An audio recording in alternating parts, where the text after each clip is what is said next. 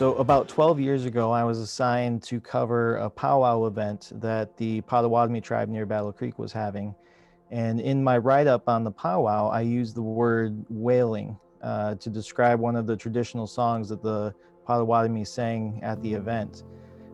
Some of the Potawatomi leaders were upset by the use of my word wailing because of its connotation as Indians on the warpath, like you might see in Western movies. And they called a meeting between me and a couple of my editors.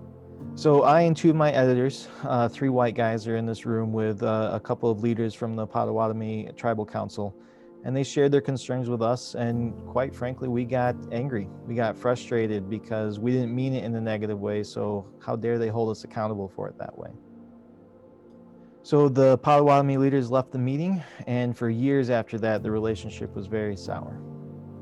So a few years after that, my editor invited me to participate in a White Men as Allies learning lab hosted by White Men as Full Diversity Partners. And I went in pretty frustrated. I felt like I knew all this, I'd learned all this, and I didn't want to sit through 3 days of this at a golf course, learning something I thought I already knew. I went off with the white men, and everyone else went off into other groups, and we were asked to write questions that we had for the other caucuses. So I and the other white men, we wrote out questions like, why is there a black entertainment television, but there can't be a white entertainment television? So we were asked to be honest, and those just felt like honest questions to us, just curiosities that we'd had. After we wrote the questions, we all came back together as a group and sat in a circle in the big room, and all the questions were put up on the wall. And right away, you could tell the difference between the questions. The other groups had asked really collaborative sounding questions like, why can't we work better together? And all of the white men's questions were very accusatory and specific. I and the other white men, we all just kind of sank down into our seats. We could feel the weight of that difference right there. As I'm slouching down in my chair, it hit me. I realized that I had a perspective, a mindset that was shaped by being a white male, and I felt shame and guilt about that. I walked away inspired. Having more self-awareness immediately impacted my work and my relationships.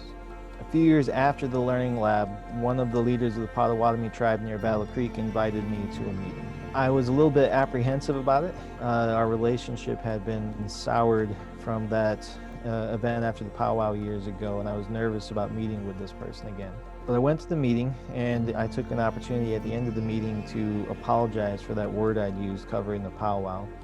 And he accepted that apology, and that took a big weight off of me. The apology wasn't about making myself feel better or seeing myself as a better person. It was really about trying to own up and acknowledge the hurt that I'd caused. So I went into that learning lab years ago feeling like I was already done, that I'd already learned all that stuff. And now I realize that this whole work is a journey, not a destination, that you're never done, that you're always learning. We've all made mistakes and we've all caused harm. What really made the difference for me was figuring out how to listen and learn and receive feedback so that I can keep growing.